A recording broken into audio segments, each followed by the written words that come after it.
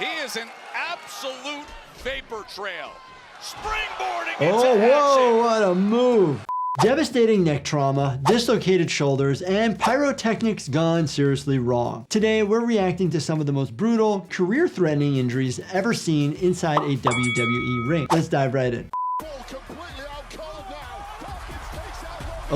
Oh, he grabs his elbow right away. Uh-oh. Ended up causing a triceps tendon rupture. Not good. When you actually rupture a muscle belly or the tendon, you end up getting significant amount of bruising and swelling. Fancy medical term, ecchymosis. When he jumped on me, my arm got kind of caught here and like...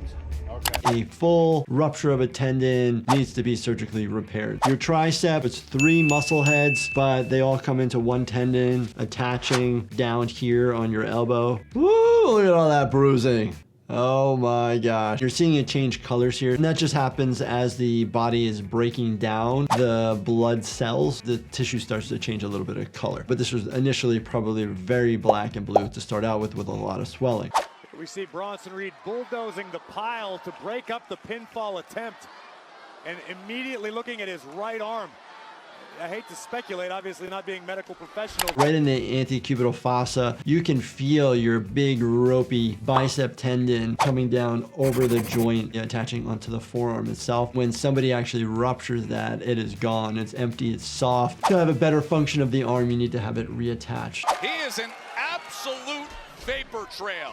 Springboarding Oh, into whoa, action. what a move. Ended up having severe cervical spine injury and trauma that actually required emergent anterior cervical discectomy, meaning removing of the disc itself. The vertebrae are separated by the discs. Everybody knows about discs. They're like, oh my gosh, did it herniate, causing compression of your spinal cord? Could have. Doubles a DDT. One reverse, one in front. Uh-oh. Shooting star press into the cover. When they remove the disc, they then need to fuse the bones together because now you don't have anything in between those 2 bones. Randy, don't! Randy, don't! No! Cody Rhodes ended up getting a severe orbital socket fracture injury. This is something called like a blowout fracture, meaning that like multiple bones within the eye socket itself have fractured. The bones around the eye are pretty thin. The eye will swell up, it'll swell close. We'll actually on exam try to pry your eyelid open. We want to check the eyeball itself and make sure there's not an open globe injury. With a twist. Oh. This ended up being a shoulder injury, mild shoulder separation, and typically relating to AC separation. So we're talking about the acromioclavicular joint, which is higher up here. The positioning of the arm, we need to put it back into place. Typically, once they're back in, you're gonna be put in a sling. See orthopedics as an outpatient. Most of the time, they will heal on their own. Usually it is non-surgical. Oh, geez. Oh, shoulder out. He ended up getting a shoulder dislocation and labrum injury. Shoulder dislocation, typically a very common thing to put back in. Usually there's conscious sedation that we'll end up using in the emergency department, but sometimes people don't want those medicines and will tolerate the pain. You just need the muscles of the shoulder to relax because that's what's keeping it out. And all this stuff going on, how spectacular is this? Oh, I mean, this is great. This is a pay-per-view, Oh, and I just got lit on fire. He ended up getting 1st degree and 2nd degree burn to the chest and neck. 1st degree burn is not dangerous or bad, it just hurts. That's like a bad sunburn. So red skin, tender, sore. We usually use like aloe for soothing, right? You can use some anti-inflammatory medications for discomfort and the inflammation. I'm looking down at my chest because my chest is just bubbling up. 2nd degree burn, you're going through the different layers of the skin, and this is where you get like the blistering. The neck is a very dangerous area because if that tightens, or even on the chest, it can decrease how you expand or breathe and actually could be an airway compromise. Look at me, I'm pouring water on me to try and cool. Look. This is a potential chemical burn because of the pyrotechnics. If the chemicals or whatever is causing the burn is still in the tissue, it's still heating the tissue. So you need to get that off ASAP. Treatment for this, you can use topical antibiotic ointment. But look how short that is. Yeah. That's a full sleeve, and that's what happened to it. Its clothes shrank from the burn itself. A lot of the clothes that we wear nowadays has plastics in it, polyesters, different types of material. And so they go up in flames a lot faster. So you gotta be really careful.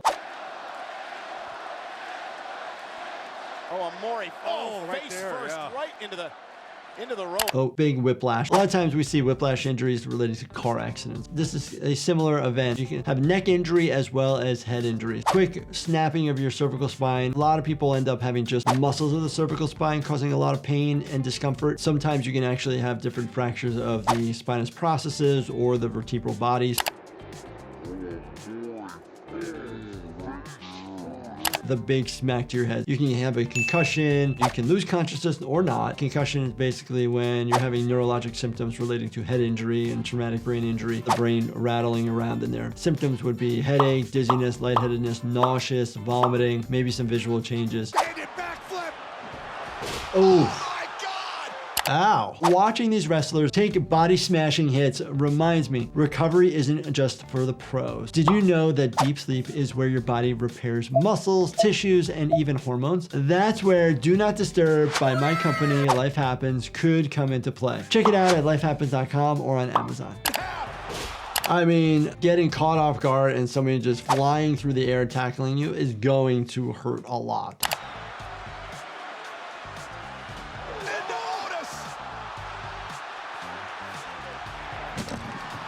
Ow. Typically, they throw people onto tables that break pretty easily. It absorbs the energy and lessens the fall for a lot of these individuals. But depending on how the table breaks or falls, you can actually injure yourself. Could have landed weird, fractured a rib, punctured a lung.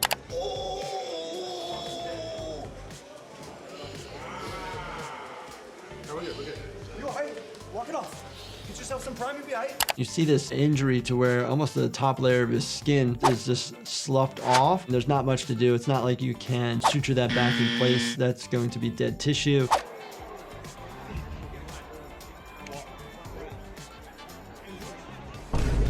This ended up causing a fracture, probably dislocation of the ankle itself. What ended up happening is this Nikki Bella had really bad landing, sprained the ankle, but also fractured and torn the connective tissue around that area. Connective tissue, we're meaning ligaments and tendons.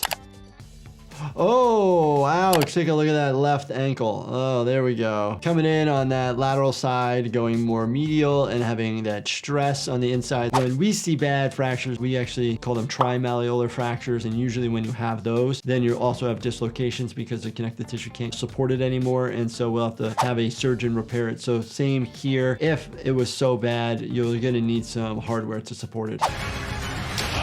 Directly in the injured pec and shoulder.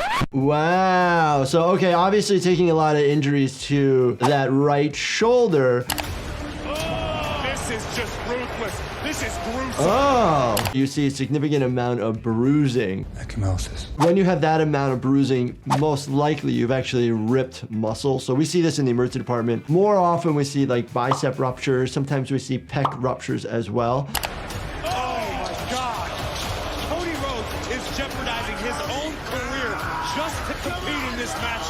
There's multiple muscles to the pec. There's pec major, there's pec minor. So if you do a regular flat bench press, you're working both of those. If you're trying to get the upper part of your chest, your pec minor, you're doing a little bit of incline. Obviously, you're hitting other muscle groups at the same time.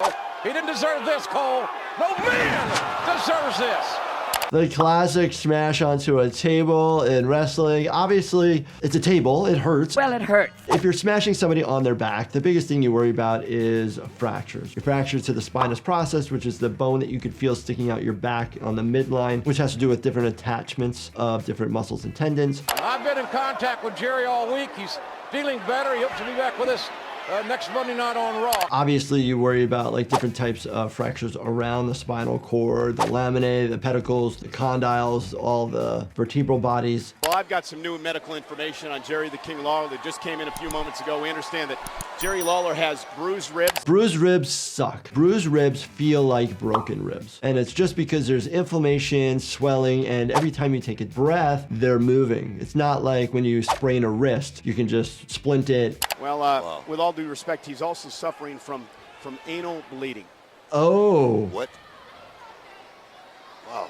So people actually come to the emergency department very often with bleeding down there. We call it rectal bleeding, anal bleeding. Anus is basically your exit part, right? So the rectum is just the lower part of the colon itself. A lot of benign reasons for somebody to have bleeding down there. 9.5. There's something called an anal fissure, which is a small cut. To watch and maybe put it on slow-mo.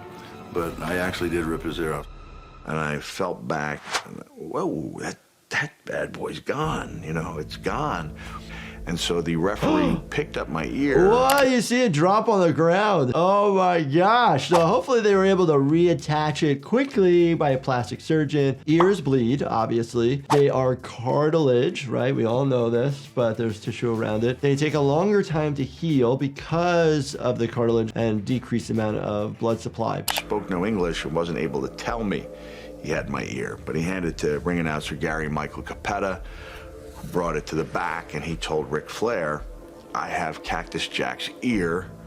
What would you like me to do with it? Oh my gosh. Somebody's able to rip somebody else's ear off. That means these guys are super strong. Maybe there was a lot of trauma already to the ear, which made it more frail, but that's crazy. To be honest, when it first happened, I don't know what the hell happened to me. It felt like I'd been shot in the thigh.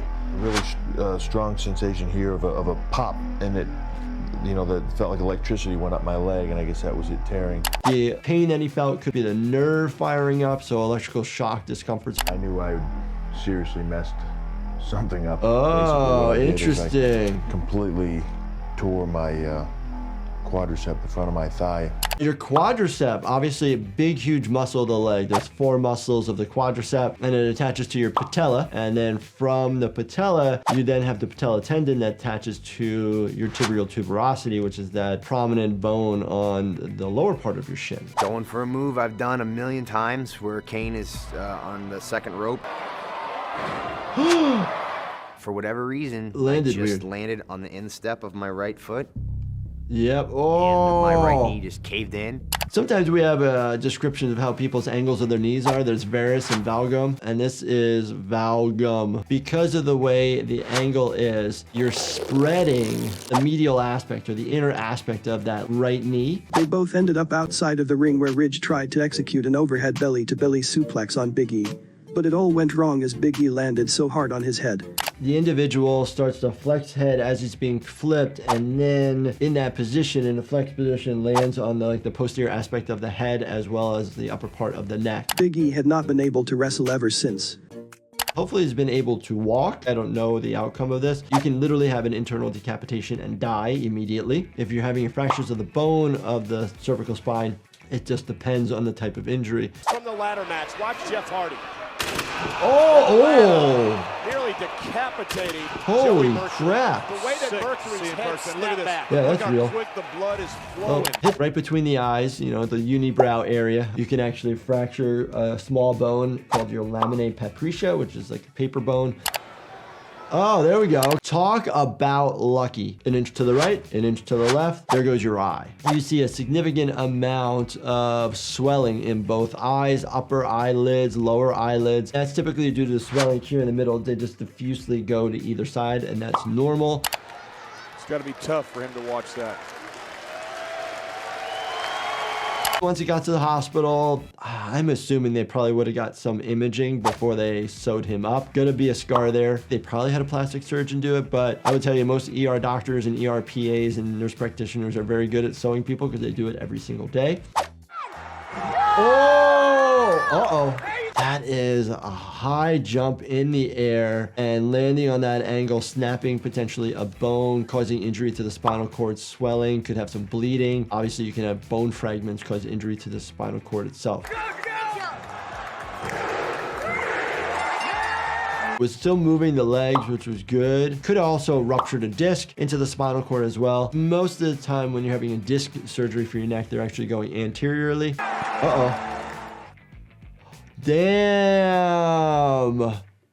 That is horrible. We got lots of staples going on. You can see the scar recovery thereafter. Kind of messes with the hair growth. Of what I could see and what I could tell, injury to the neck itself. I can't feel my head or move my head the way I used to, but every day I am focused on my recovery. Wow. The injury, you may not need surgery. This obviously needed surgery. Sometimes you have to be placed in a halo where they actually screw screws into your skull to keep you in a very tight alignment so you don't move. These injuries were gnarly gnarly. Wrestling is not for the faint of heart. These guys are in pretty good shape. They're picking up each other. They increase the risk of injuring themselves when they're doing these for our entertainment. Please give them all the respect in the world for what they do. Again, if you feel pain, if you feel something that's not right, it needs to get checked out immediately. If you guys enjoyed my reaction to what we actually do in the emergency department when somebody gets injured like this, definitely check out this playlist right here, and make sure you do me a favor.